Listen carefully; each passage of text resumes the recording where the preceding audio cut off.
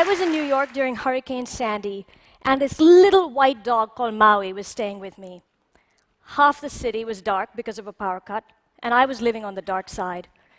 Now, Maui was terrified of the dark, so I had to carry him up the stairs, actually down the stairs first, for his walk, and then bring him back up. I was also hauling gallons of bottles of water up to the 7th floor every day. And through all of this, I had to hold a torch between my teeth. The stores nearby were out of flashlights and batteries and bread. For a shower, I walked 40 blocks to a branch of my gym. But these were not the major preoccupations of my day. It was just as critical for me to be the first person in at a cafe nearby with extension cords and chargers to juice my multiple devices. I started to prospect under the benches of bakeries and the entrances of pastry shops for plug points. I wasn't the only one. Even in the rain, people stood between Madison and Fifth Avenue under their umbrellas, charging their cell phones from outlets on the street. Nature had just reminded us that it was stronger than all our technology, and yet here we were, obsessed about being wired. I think there's nothing like a crisis to tell you what's really important and what's not. And Sandy made me realize that our devices and their connectivity matter to us right up there with food and shelter. The self, as we once knew it, no longer exists. And I think that an abstract digital universe has become a part of our identity. And I want to talk to you about what I think that means. I'm a novelist, and I'm interested in the self because the self and fiction have a lot in common. They're both stories, interpretations. You and I can experience things without a story. We might run up the stairs too quickly, and we might get breathless. But the larger sense that we have of our lives, the slightly more abstract one, is indirect. Our story of our life is based on direct experience, but it's embellished. A novel needs scene after scene to build, and the story of our life needs an arc as well. It needs months and years. Discrete moments from our lives are its chapters, but the story is not about these chapters. It's the whole book. It's not only about the heartbreak and the happiness, the victories and the disappointments, but it's because of these, and sometimes more importantly, in spite of these, we find our place in the world, and we change it, and we change ourselves. Our story, therefore, needs two dimensions of time, a long arc of time that is our lifespan, and the time frame of direct experience, that is the moment. Now, the self that experiences directly can only exist in the moment, but the one that narrates needs several moments, a whole sequence of them. And that's why our full sense of self needs both immersive experience and the flow of time.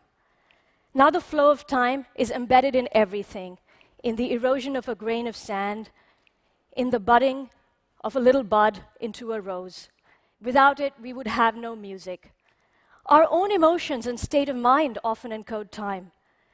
Regret or nostalgia about the past, hope or dread about the future. I think that technology has altered that flow of time. The overall time that we have for our narrative, our lifespan, has been increasing, but the smallest measure, the moment, has shrunk. It has shrunk because our instruments enable us, in part, to measure smaller and smaller units of time. And this, in turn, has given us a more granular understanding of the material world. And this granular understanding has generated reams of data that our brains can no longer comprehend, and for which we need more and more complicated computers. All of this to say that the gap between what we can perceive and what we can measure is only going to widen. Science can do things with and in a picosecond, but you and I are never going to have the inner experience of a millionth of a second.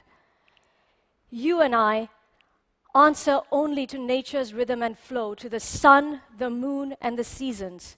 And this is why we need that long arc of time with the past, the present, and the future to see things for what they are, to separate signal from noise and the self from sensations. We need time's arrow to understand cause and effect, not just in the material world, but in our own intentions and our motivations. What happens when that arrow goes awry? What happens when time warps? So many of us today have the sensation that time's arrow is pointing everywhere and nowhere at once. This is because time doesn't flow in the digital world in the same way that it does in the natural one. We all know that the internet has shrunk space as well as time. Far away over there is now here. News from India is a stream on my smartphone app, whether I'm in New York or New Delhi. And that's not all. Your last job, your dinner reservations from last year, your former friends lie on a flat plane with today's friends because the internet also archives and it warps the past. With no distinction left between the past, the present, and the future, and the here or there, we are left with this moment everywhere. This moment that I'll call the digital now. Just how can we prioritize in the landscape of the digital now? This digital now is not the present because it's always a few seconds ahead with Twitter streams that are already trending and news from other time zones. This isn't the now of a shooting pain in your foot or the second that you bite into a pastry or the 3 hours that you lose yourself in a great book. This now bears very little physical or psychological reference to our own state. Its focus instead is to distract us at every turn on the road.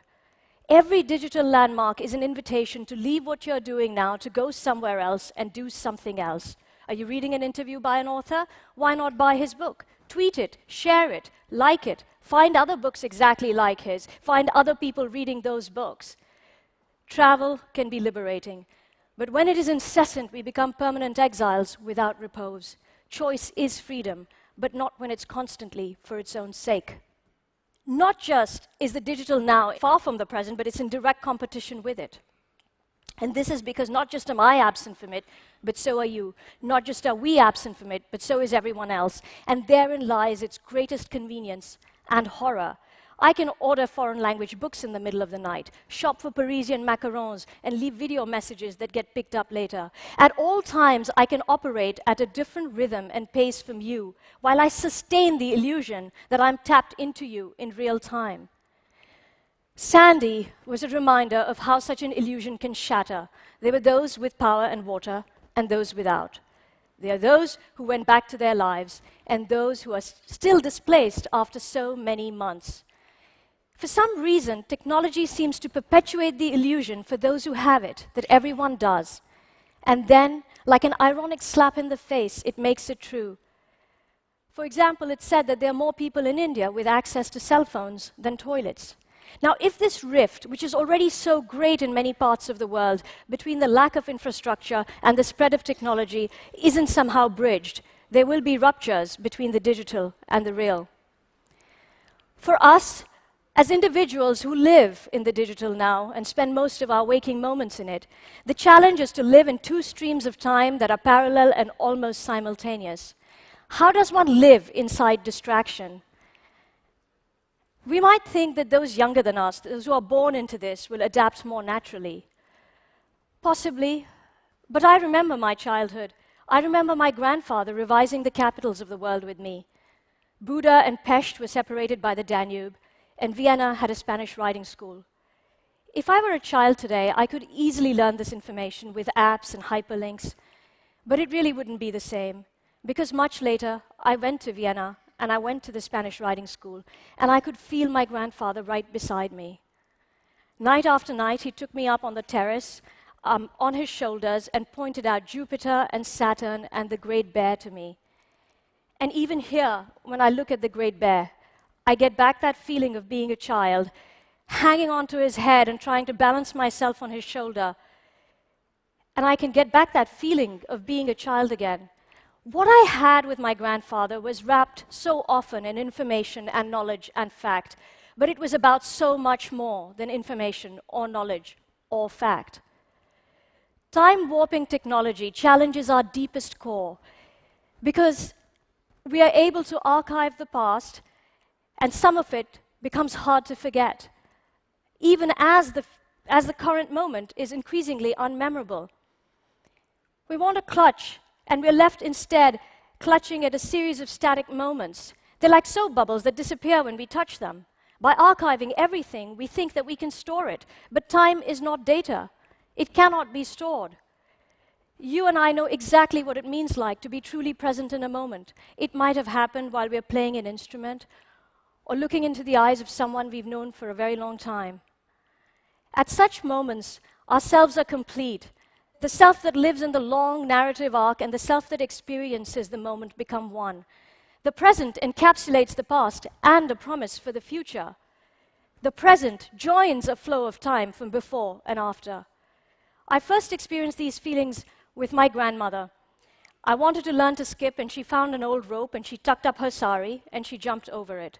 I wanted to learn to cook, and she kept me in the kitchen, cutting, cubing, and chopping, for a whole month. My grandmother taught me that things happen in the time they take, that time can't be fought. And because it will pass and it will move, we owe the present moment our full attention. Attention is time. One of my yoga instructors once said that love is attention. And definitely for my grandmother, love and attention were one and the same thing. The digital world cannibalizes time, and in doing so, I want to suggest that what it threatens is the completeness of ourselves. It threatens the flow of love. But we don't need to let it. We can choose otherwise. We've seen again and again just how creative technology can be. And in our lives and in our actions, we can choose those solutions and those innovations and those moments that restore the flow of time instead of fragmenting it. We can slow down and we can tune into the ebb and flow of time. We can choose to take time back. Thank you.